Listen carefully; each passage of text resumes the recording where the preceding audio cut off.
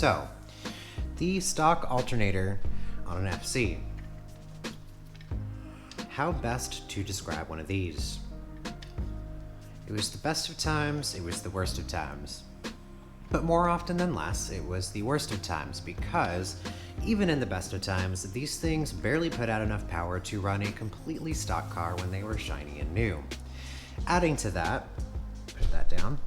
Adding to that, things like upgraded fuel pumps, electric fans, amplifiers, stereo equipment, what have you.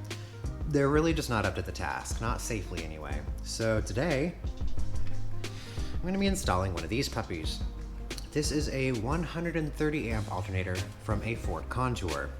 Now, I can't take credit for this upgrade, for the idea of the upgrade, for the modification, because it is something that has been done for quite a few years now, and obviously credit where credit's due. I will put links in the description box below to forum threads with more information on this upgrade, as well as links to what you need to buy and where from. So time's a ticking, the day is wasting away, and we're gonna get started on this project because I certainly don't want to be doing this into the evening.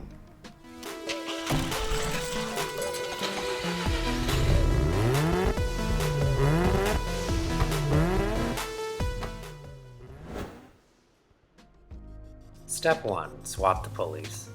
The Contour alternator uses a serpentine front-end accessory drive setup that is not compatible with the RX-7. This is one of those situations where do as I say, not as I do applies. Never hold the alternator pulley barehanded while using an impact gun. If your pulley does not come off the alternator as sweetly as mine did, you may need to use a small pulley puller in order to get it off. Now disconnect the battery and remove the intercooler, as well as anything else that may be in the way of removing the stock alternator.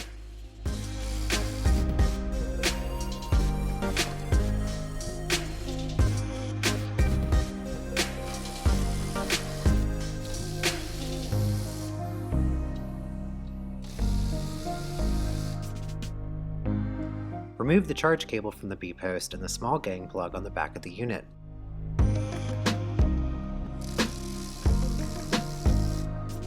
Loosen and remove the nut where the alternator mounts. There is a long bolt that holds the alternator to the water pump housing here, and a small spacer that makes up the space between the saddle of the alternator and the boss of the water pump housing. Once the belts have been removed and the tensioner bolt is set aside, keep a close eye and perhaps a magnetic pickup tool on the spacer for the alternator. You don't want to lose this, as you will need it later. It may be necessary for you to use some sort of prying device to work the spacer free, but I usually just work the alternator back and forth while pulling up until the alternator and the spacer come free.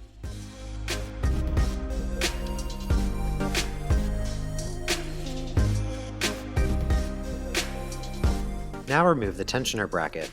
It is held in place by one of the bolts that goes through the water pump and into the housing. Surprise, surprise, it is now day 2 of this project for reasons that I'm about to explain to you. And again, I apologize for the 2 exotic birds screaming in the background and the dog barking and howling because she is so upset about it. But we'll gloss over that. So, history lesson first. Traditionally, the upgraded alternator for these cars has always been the Ford Taurus alternator. And it's fine, it's a good unit. It does require that you fabricate some bracketry in order to get it to mount because of the differences in the way the Taurus alternator mounts versus the, wow, they're being really loud, versus the saddle mount that the FC uses. But other than that, it's a good unit. The downside is that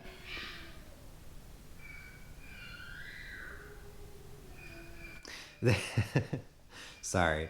The downside is that the frame of the Taurus alternator is gargantuan, and it will never fit under the stock top-mount intercooler. It's just not going to happen. There's not enough space. So a member of the community took it upon himself to find an alternative to the Taurus alternator, which ended up being the Ford Contour alternator.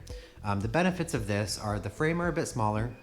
It's got a saddle mount similar to what's already in the RX-7, albeit a little bit wider.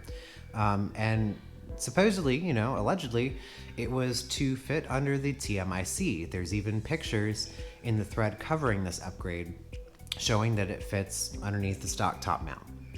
However, so I began this project, basing this project on the experience of others and what's been done and what, you're being told is going to work. And was a little bit surprised, not terribly surprised, when it didn't go according to plan. There's a lot of interference issues. It does, left to its own devices, the stock top mount intercooler will hit the back of the alternator, it hits the B-post, and it's not gonna fit. So I put everything back to stock, put my stock dying alternator back in the car, and I went straight to the source, straight to the person that started the contour alternator kick, to ask him, be like, here's what's going on.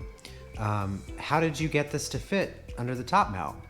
And he graciously, even though it was the holidays, got back to me very quickly and explained, sent me pictures and everything, and explained exactly how he made it work. And I do appreciate that. I'm not ragging on this guy at all. He definitely put in a lot of effort and a lot of work into finding an alternative to the Taurus alternator, something that was going to work with the TMIC. So, I appreciate that on just merit alone. However, this is exactly why I started this YouTube channel, because there's out there in the rotary community, there's a lot of misinformation, and there's a lot of key information that's missing from these projects, from these DIYs that people are putting out there, that make all of the difference. And he explained to me how he got it to work, but okay, that's fine, but why wasn't that in the original thread for everybody to see? And I feel like the reason why nobody else is really talking about it there's a couple of reasons. A lot of the people doing these alternator upgrades are naturally aspirated, and if they are turbo engines, then these people are either running front mount intercoolers or V-mount intercoolers, so they haven't run into this issue. I'm one of the few people, I feel like, still running the TMIC because, it's a daily driver, it's a street-driven car, it's kind of a toy, and I'm not making crazy horsepower, so there's no reason not to run the TMIC. And I just feel like, the right person hasn't come along that, installed one of these alternators underneath the stock top mount. But here I am. So yeah, these are exactly some of the reasons why I started this YouTube channel, and this is just a fair disclaimer. The contour alternator left to its own devices will not fit under the TMIC. In order to make it work, you are going to have to do a couple of things. The first thing is your B-post. Your B-post is going to have to be 86'd. You can and will have to bolt your charge cable directly to the lug on the back of the alternator frame in such a way that it's not going to ground out on the frame itself, which is fine. That's fair. That's not that big of a deal. When I first was test fitting it on the car, I kind of expected that. However, you won't be able to bolt your top mount intercooler down to the upper intake manifold and to its bracket on the other side. You're going to have to allow the intercooler to float basically in midair, not bolted to anything, so that it can go up and back by a couple of inches to accommodate the larger frame of the contour alternator. Now his solution for this, he says he hasn't had any issues with it. I'm a little miffed because, there's a seal on the underside of the hood that seals against the, the flange of the top mount to seal it and allow, airflow and whatnot. Science, right? He says there's no issue with this. And even if you allow it to free flow, it's still going to hit the back of the alternator frame. So his solution for this was to take a bit of 5/8 heater hose to cram between the alternator frame and the body of the intercooler to dampen vibrations and whatnot that are going to happen because it's going to be sitting right up against it. There's no way around this. So yes, you're going to need the contour alternator, a different pulley, possibly different length belts. It kind of just depends on what kind of belts you're running now, because there are a couple options that are like, half an inch difference between like brands sometimes, but that's fine. You're going to have to wire it like a Taurus alternator, which is fine, but for the contour alternator, you have to buy the proprietary plug for it because it is different from other 3G alternators. And you're going to have to, of course, like with the Taurus alternator, you're going to have to modify the tensioner bracket by cutting it and re-drilling it and whatever in order to make that work with the difference in the alternator frame and being able to tension the belts properly. So without wasting any more time, because I have Wasted several hours waiting for my camera battery to charge before I could use it. Let's get back to the project. Next, you need to modify the tensioner bracket. For this, I basically just cut the step out of it at the turn down to make it a flat piece. Then take your grinding cookie and round off the sharp edges.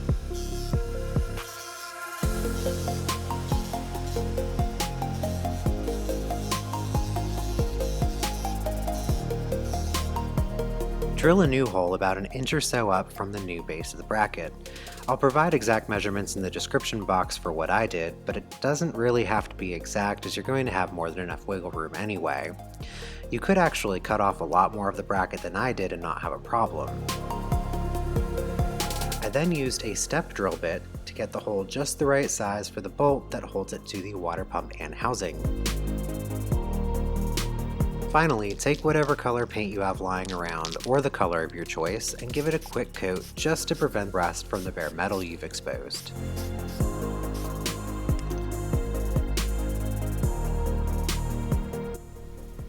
So I've finished cutting down and drilling out the tensioner adjuster bracket to what it needs to be. And what I'm doing now is I'm mocking everything back up, other than of course the top mount intercooler, because I already know there's going to be interference issues there, in order to determine how many washers I'm going to need in order to space the alternator in such a way that I have good pulley and belt alignment. Once I'm happy with that, I'll then move on to doing the electrical. The plug I got had to be pinned, which allowed me to put the wire colors where I wanted them. Some assembly required, but we like that, right?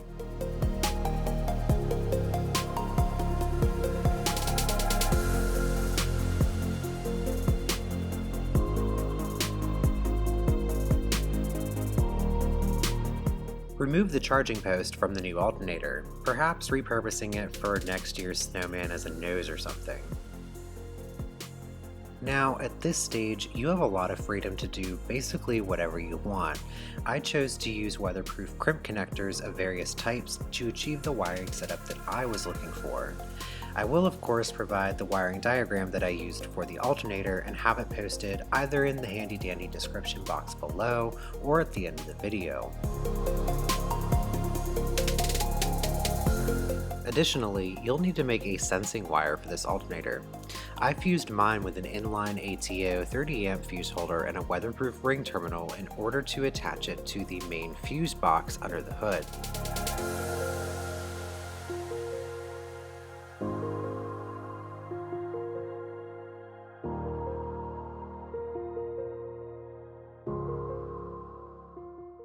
Now for the best part of this, reinstallation. So you've got your alternator and wiring all ready to go, new pulley is on, and I can just tell that you're itching to reap those 130 amp benefits. You're going to need a longer bolt, a new nut, and a pack of flat washers for this. The only important thing here is that your alternator pulley is lined up with the rest of the drive pulleys so that the belts maintain proper alignment. I used 2 washers on the front side of the water pump housing for this and made up the space on the back side with 4 washers and the stock spacer. Your results obviously may vary, so just ensure that your belts are dead on aligned to avoid chewing through them at warp speed.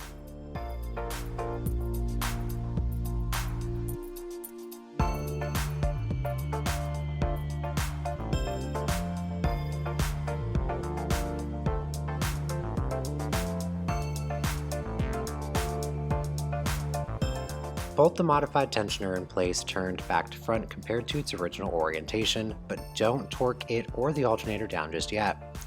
Get the belts on and pull the alternator to semi-tension the belts, and the tensioner bracket will move in such a way that it's at the correct angle. Then tighten the bracket down and tension your belts.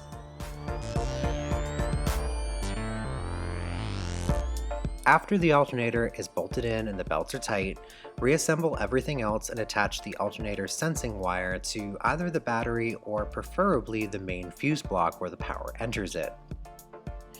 If you have a ton of electrical loads, you'll definitely want to run a new charge wire from the alternator to the battery, and this really is ideal. So if you want to do it right, run the new charge cable from the alternator to the battery, and then attach the sensing wire to the main fuse block to get the best results.